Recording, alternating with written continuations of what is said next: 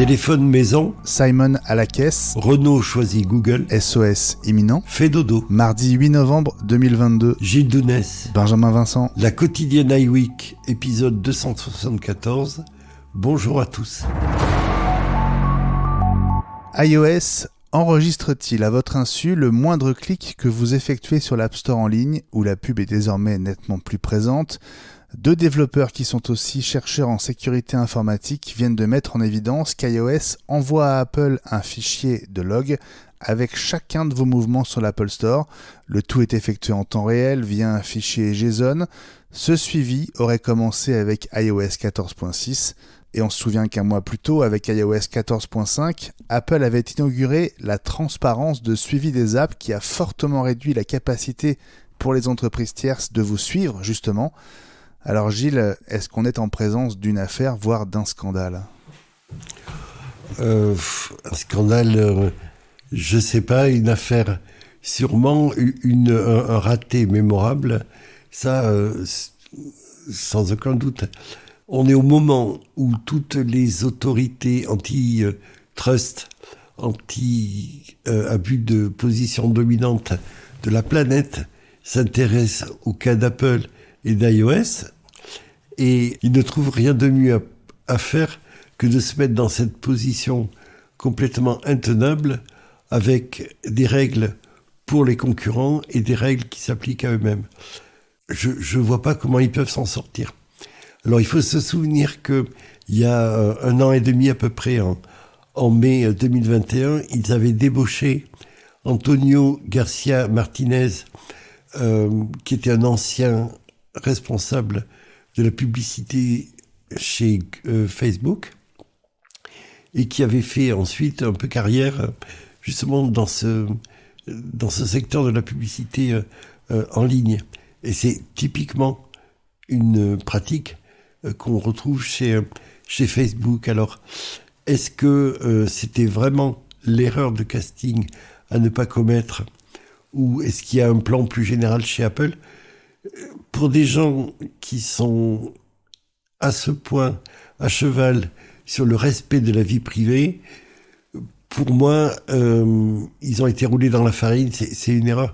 C'est pas remonté jusqu'en haut. C'est pas possible qu'il y ait une erreur stratégique à ce point. Maintenant, c'est toujours possible, mais pour moi, c'est une connerie, passe-moi l'expression, monumentale. La fin des poursuites contre Simon Lancaster, cet ancien responsable des matériaux chez Apple qui avait livré des informations confidentielles à certains médias en échange de promotions dans leur colonne sur sa start-up. Les deux parties, donc Apple et Simon Lancaster, sont parvenus à un accord financier et c'est Simon Lancaster qui va payer sans qu'on sache combien, Gilles. Oui, clairement, c'est une affaire transactionnelle comme la justice américaine les affectionne. On va pas jusqu'au bout de la procédure et on laisse les deux parties trouver un accord. Lancaster s'était mis à la faute là et lourdement. Il va payer. C'est pas des choses qui se font. Monnayer des avantages en échange d'abus de position en plus.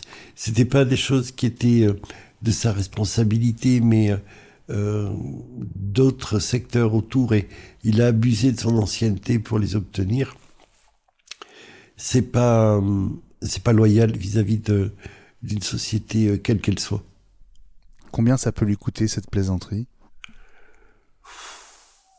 J'en ai aucune idée, mais à mon avis, il va pas laisser grand-chose à ses enfants. Renault choisit Google pour ses voitures de demain. Non seulement elles intégreront Android Auto, mais aussi Google Assistant et Google Maps, comme c'est déjà le cas sur certains modèles. Le cloud de Google sera aussi sollicité pour tout ce qui fera appel à l'intelligence artificielle à bord de ces voitures connectées en 5G, Gilles. Oui, là, il s'engage à fond avec Google. On est un peu, au point de vue stratégique au niveau européen, on est prisonnier de ce qu'on n'a pas fait. Et là, Renault s'engage à la fois avec des Chinois pour la motorisation de tout ce qui va être thermique, pour ce qu'il en reste, et puis tout ce qui est valeur ajoutée, véhicule intelligent et même services à inventer, maintenance, etc., s'engage avec Google. Alors, pour l'anecdote, tout ce qui est véhicule électrique va être mis dans une nouvelle entité qui s'appelle Ampère, ce qui est un peu la réponse du berger à la bergère vis-à-vis de Tesla, qui était également le nom d'un physicien historique dans le développement et l'histoire de l'électricité. Apple a commencé à tester iOS 16.1.1 et il se murmure que le SOS par satellite, disponible dans un premier temps aux États-Unis et au Canada, arriverait en même temps. Gilles, ça veut dire que c'est peut-être l'affaire de quelques jours seulement ? Alors, pour l'instant, c'est testé en interne. Il n'y a pas de bêta publique pour les développeurs, ni de bêta ouverte pour les utilisateurs inscrits. Donc, je pense qu'il va falloir attendre encore un tout petit moment. C'est peut-être l'affaire d'une ou 2 semaines. En tout cas, Apple l'avait promis pour le mois de novembre. On est au début du mois de novembre, Benjamin. Enfin, Gilles, une app anti-cauchemar sur Apple Watch.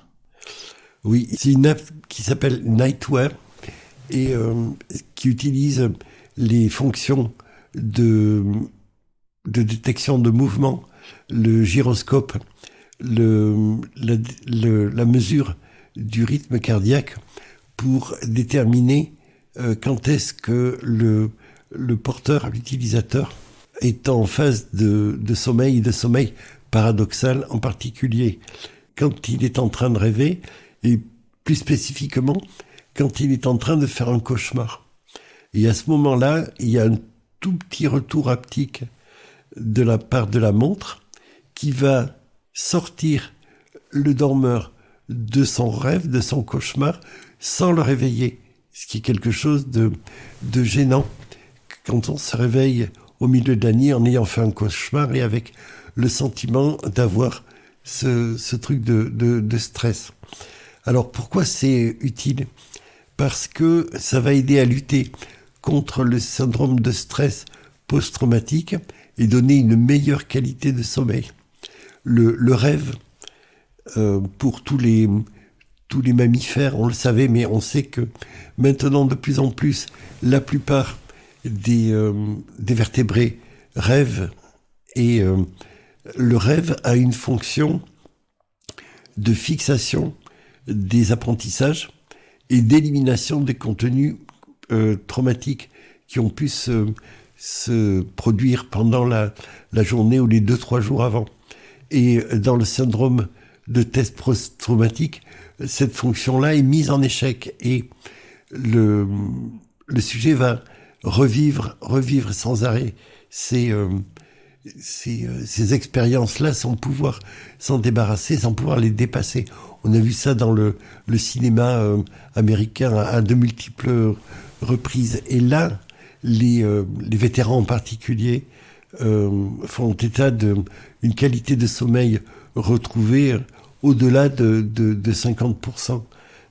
C'est vraiment quelque chose qui est important. On a vu ça aussi dans les victimes des attentats du 13 novembre.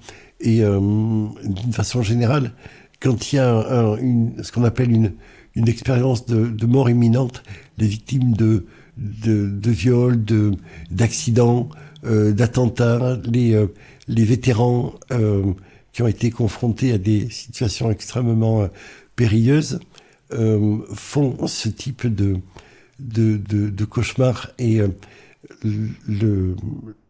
l'application est une piste intéressante pour essayer d'avancer et de se reconstruire. La quotidienne iWeek revient demain.